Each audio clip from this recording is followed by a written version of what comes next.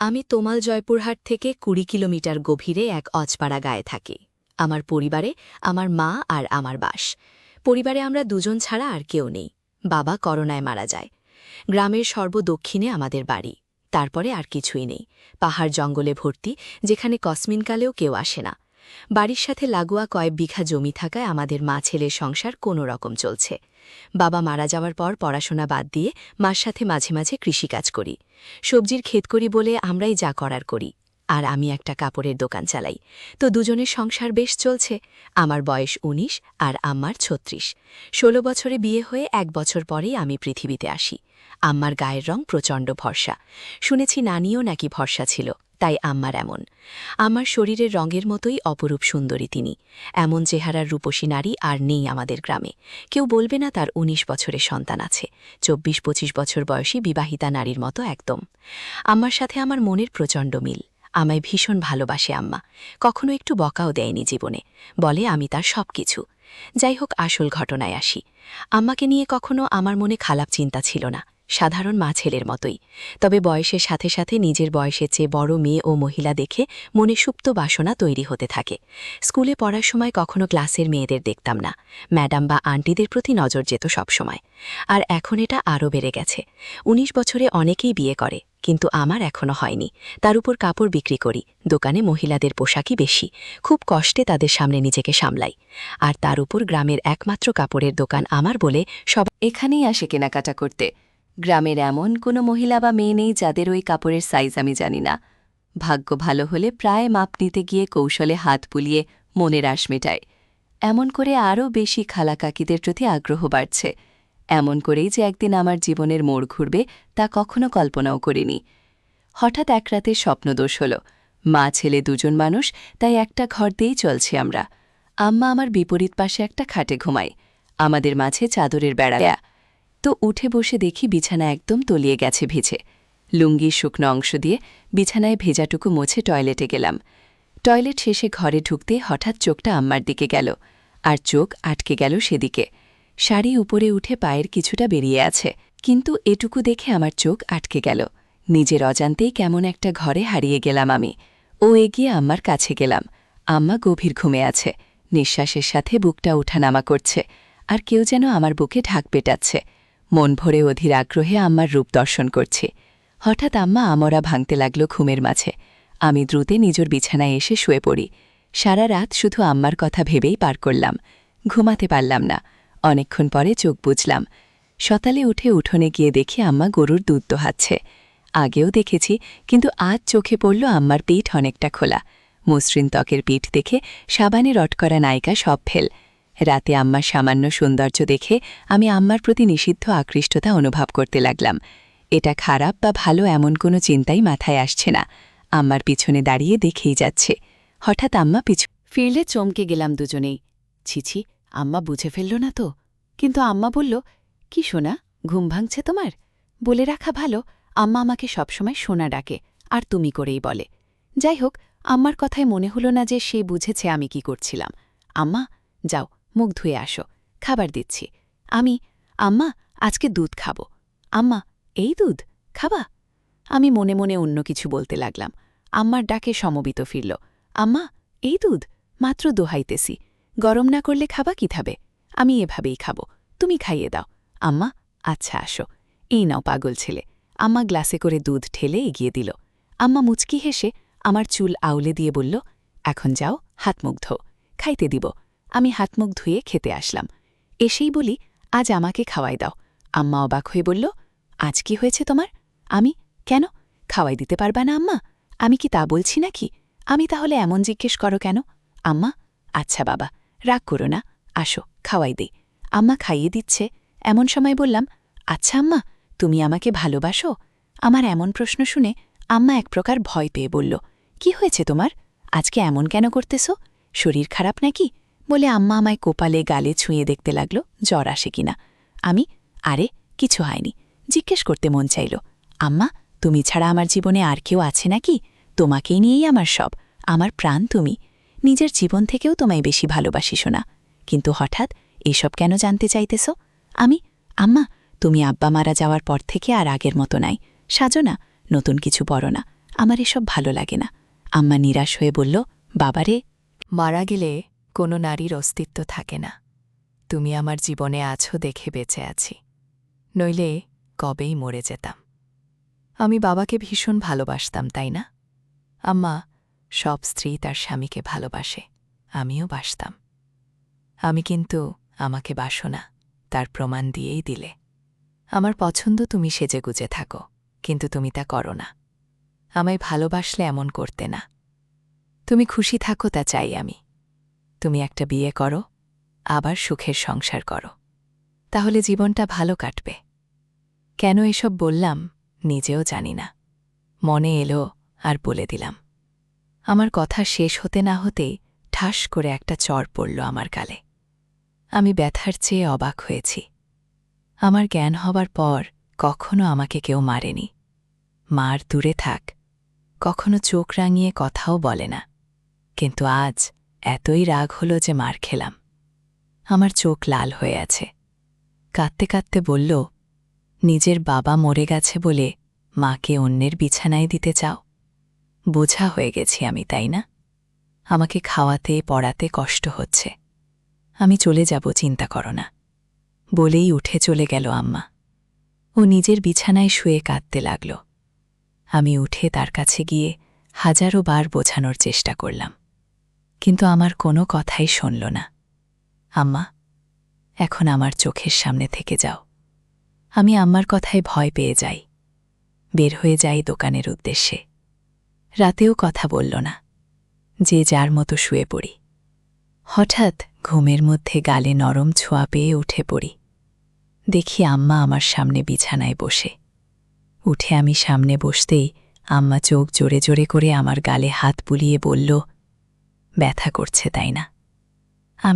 আমাকে মা করে দাও আম্মা, আর কখনো বলবো না এসব। তুমি আমার কাছে মোটেও বোঝা না। আমি ভেবেছি হয়তো তোমার ভালা হবে, কিন্তু তুমি কষ্ট পাবে জানতাম না। আমায় মাফ করে দাও।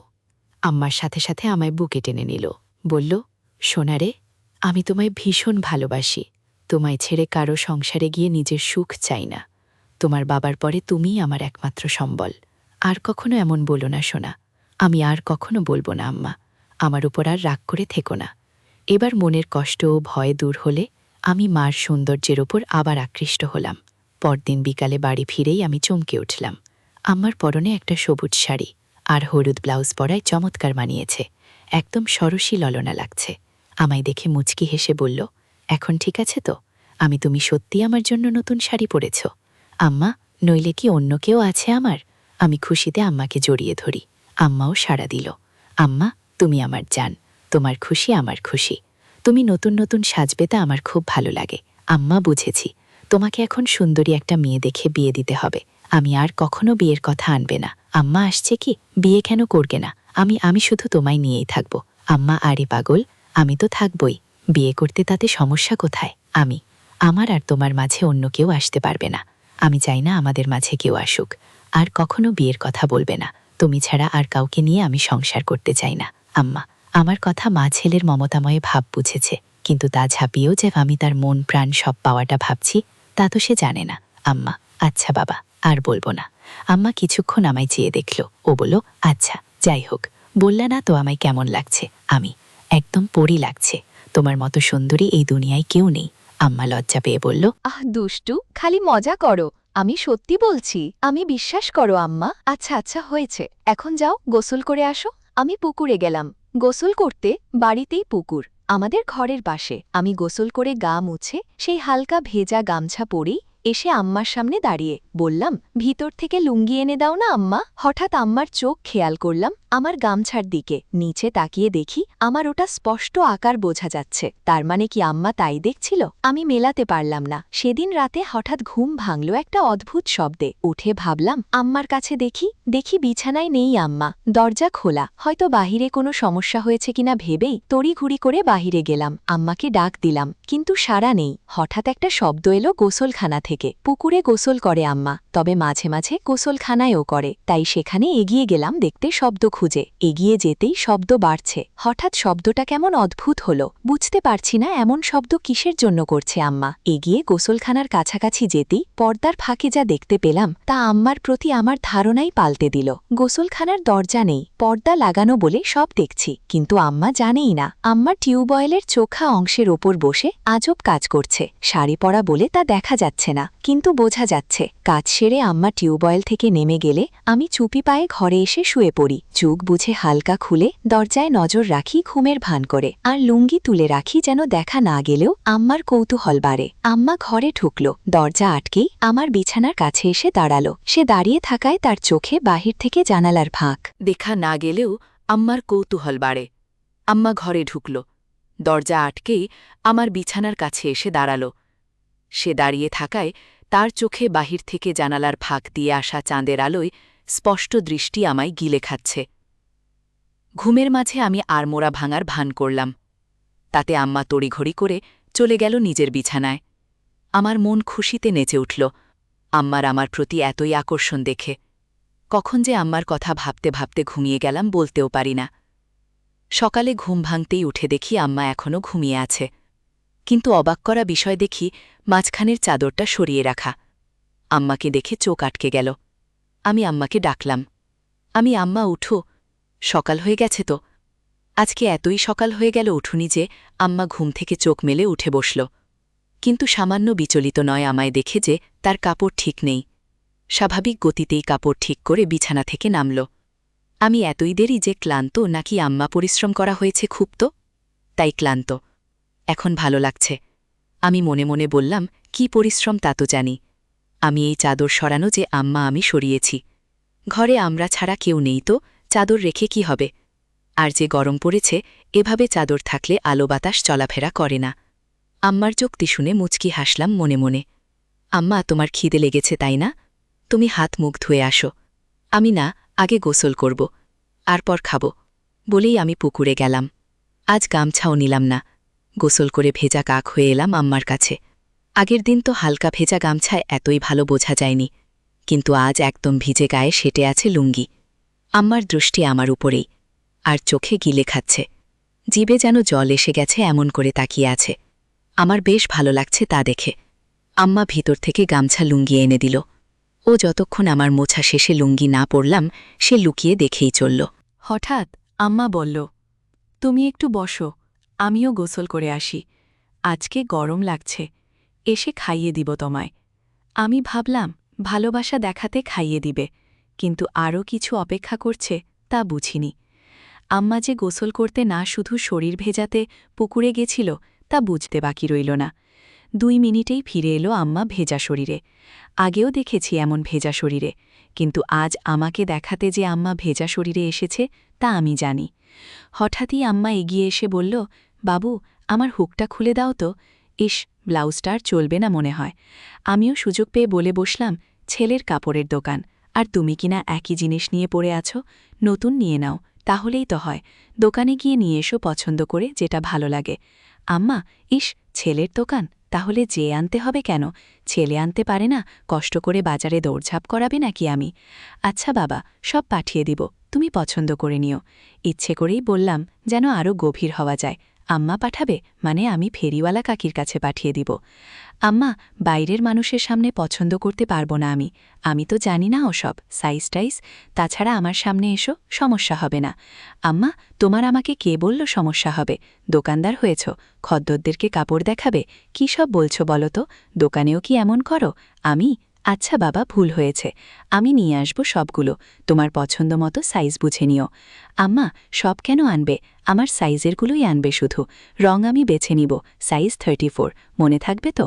আমি আম্মার দিকে হাঁ করে তাকিয়ে আছি। আম্মা এতইটাই আমার উপর ফিদা যে উঠে পড়ে লাজলজ্জা সংকোচ ভুলে আমায় সব জানিয়ে দিচ্ছে। আমি প্রচণ্ড খুশি ও অবাকও হলাম যে আম্মা খুব গতিতে চলছে। সারাদিন আম্মার কথা ভেবেই দিন পার করলাম। দোকান বন্ধ করার সময় বেছে বেছে বড় গলাবালা কয়েকটা নিলাম। দোকান থেকে বের হয়ে সোজা বাসায় পৌঁছে যাই। গিয়ে দেখি আম্মা খেতে কাজ করছে। আমিও গেলাম সেখানে, কিন্তু গা মেখে গেছে ধুলবালি ও কাদা দিয়ে। আজ কেমন অদ্ভুত লাগছে, এমন করে কাদা মাখামাখি হয় না কখনো। বাড়ির ভিতরে ঢুকতে ঢুকতে বললাম, তুমি তো কাদা দিয়ে মেখে গেছ, শাড়ি পুরো মেখে গেছে। আম্মা কি করব বল, এক্সটেট হয়ে তো কাজ করা যাবে না, তাই না? আমি অবাক হয়ে গেলাম আম্মার কথা শুনে। আম্মার দিকে হুট করে তাকাতেই আম্মা হেসে দিল, সাথে আমিও হেসে দিই। ধীরে ধীরে কেমন একটা ঘুলে মিলে যাচ্ছি দুজনে। সবজির ডালা রাখার পরে আম্মা বলল, আমার জিনিস আনছ? আমি হুম, পরে দেখো, সাইজে না হলে পাল্টায় আনব। আম্মা বলল, সাইজ হবে, বিশ্বাস আছে তোমার ওপর, বলেই মুচকি হেসে চলে গেল ঘরে। আমি বাইরে দাঁড়ানো। একটু পরেই আম্মা ডাক দিল। ভেতরে যেতে যেতে ভাবলাম মজার কিছু হবে, কিন্তু আম্মা আমায় হতাশ করল। আম্মার হাতে একটা হলুদ শাড়ি, গামছা। আম্মা, তুমি একটু একটু বসো, আমি গোসল করে আসি, বলেই আম্মা পুকুরে চলে গেল। কিছু না ভেবেই চলে গেলাম একটু পরেই পুকুরের কাছে। ঝোপঝাড়ে গিয়ে দাঁড়িয়ে উঁকি মারতেই চোখ কপালে উঠে গেল। আহ, কি সুন্দর লাগছে, বলা বোঝানো যাবে না। হঠাৎ একটা পিঁপড়া কামড় দিলে আচমকায় মুখ থেকে অস্ফুট বাঁকে উহ শব্দ হয়ে গেল, আর ঝোপঝাড় একটু নড়ে গেল। আম্মা একটু চমকে এদিকে তাকালো, ও দেখতে লাগলো এদিকে। পরক্ষণই আমায় অবাক করে দিয়ে আম্মার মুখে একটা উচকি হাসি দেখতে পেলাম। মাথায় ঢুকল না আম্মা কি আমায় দেখেই ফেলেছে কিনা। হঠাৎ নিচে পায়ের দিক তাকিয়েই দেখি আমার শরীর পুরোটাই আম্মার দিক থেকে দেখা যাচ্ছে।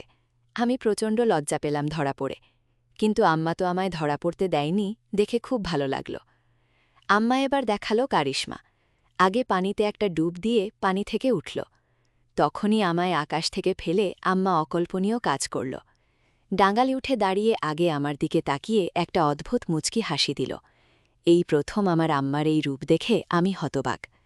আমি দ্রুত ঘরের সামনে চলে যাই ও দরজায় বসে থাকি। তখন আম্মা এলো আবার অবাক করে। আমার সামনে এসে দাঁড়িয়ে মুচকি হেসে বলল, খিদে লেগেছে সোনা? আমি হ্যাঁ। তোমার এতই সময় লাগলো যে আম্মা তুমি জানো না? বুঝি। আমি ভাবলার মতো তাকিয়ে আছি আম্মার চোখে। দুজনই একটু আগের বিষয়টা জানি, কিন্তু কেউ স্বীকার করে এগোতে পারছি না। সময় নিচ্ছি, কিন্তু আম্মার এক ধাপ এগোনো হয়ে গেছে। আমার দিকে এক প্রকার এগিয়ে এসে বলল, কি দেখছ সোনা? আমিও লজ্জার সংকোচ কাটিয়ে বলি, তোমার জন্য এনেছি, ওগুলো পড়লে ভালোই লাগতে। আম্মার মুখে মারাত্মক একটা হাসি এনে বলল, কেন এগুলো ভালো লাগে আমায়? আমি ভালো লাগে, কিন্তু আমি যা এনেছি তা এর চেয়েও সুন্দর মানাবে। আম্মা বেশ নজর রাখছ দেখছে আম্মার ওপর। আম্মা আমায় সুযোগ দিচ্ছে, আমি তা ভেস্তে দিলাম না। বললাম, আমার খদ্দে তুমি, কোনটাই কেমন লাগবে তা আমার দেখা দায়িত্ব। আম্মা চোখ পাকিয়ে বলল, তাই? তাহলে তো গ্রামের সব মেয়ে মহিলার দিকে দেখা হয়ে গেছে। আমি হকচকিয়ে গেলাম। কথা সত্যি, কিন্তু বুঝলাম আম্মার খানিকটা জ্বলন হচ্ছে। তাই আরেকটু জ্বালাতে বললাম, সবাইকে কি আর দেখব? যার জন্য সাধারণ ভাবনায় যা দেখা লাগে তাই দেখি। টাকা দেয় ভালো জিনিস দিতে, বুঝে শুনে ভালোটাই দিই। আমিও কি সবার কাতারে পড়ি? আমাকেও কি টাকা দিতে হবে? আমি মুচকি হেসে বললাম, যদি খদ্দের হয়েই থাকো তাহলে দিবে টাকা। আম্মার অধিকারে নেওয়া পাপ। তুমি কি হিসেবে চাও? ঢিল মেরেছি, এবার ঘুঘু ধরা নিজেই পড়তে চায়, তাই ঢিল নিজেই গায়ে লাগাচ্ছে। আম্মা, তা দেখা যাবে, তুমি বসো, বলেই আম্মা ভেজা শরীর নিয়ে ঘরে চলে গেল। কিন্তু দরজা খোলাই আছে। কখনো এমন করেনি, কিন্তু আজ করেছে। 2 মিনিট পরে আম্মার হঠাৎ ডাকে ভয় পেলাম। ভাবিনি এতই তাড়াতাড়ি ডাকবে, কারণ এতই তাড়াতাড়ি কাপড় পরা হয় না। তাহলে ডাকল কেন? আমি ভিতরে আসব? আম্মা, হ্যাঁ সো। আমি মন ফুরফুরে করে এগিয়ে ঘরে ঢুকেই চোখ জড়ো হয়ে গেল। আমার মনে ঝড় উঠে গেল আম্মার আমার প্রতি এতই সদয় দেখে। আম্মা আমায় নিজে থেকে দেখাচ্ছে বলে গর্ভে বুকটা ভরে গেল। আমি আম্মার সামনে গিয়েই তু হয়ে দাঁড়িয়ে আছি। এমন সময় আম্মা গলা কেসে বলল, কি হলো দোকানদার? মাপ ঠিকই তো এনেছ দেখছি, এতই ভালো মাপ কি করে আনলে? আমিও আমার সামনে খদ্দের সাথে যেভাবে কথা বলি সেরকম বললাম, এত বছর ধরে ব্যবসা করি, জানব না আম্মা, অন্যদের তো মাপ নিতে হয়। আমার লাগল না যে আমি তোমার কি অন্যের সাথে যাই। তুমি আমার সামনে সবসময় থাকো, আগাগোড়া সবই তো দেখা আছে। কথাটা আচমকা বলেই ফেললাম, যদিও এখনই বলতে চাইনি। কিন্তু আম্মার মুখে তা শুনে দুষ্টু হাসি। আম্মা, যাক ভালোই এনেছে। আমি তোমার গায়ে ফিট হয়েছে তো কোনো সমস্যা হলে বলো, অন্য সাইজ আনবে তাহলে। আম্মা, একদম ঠিক আছে, কিন্তু একটা জিনিস বলা দরকার। আমি কি বলো? আম্মার উত্তেজনা দেখে আম্মা হেসে দিল মুখে হাত দিয়ে। আমিও সামলে লজ্জা পেয়ে বললাম, কি জিনিস আম্মা? আরে কোনো সমস্যা না, একদম মাপ মতন হয়েছে, কিন্তু আমার আরেকটা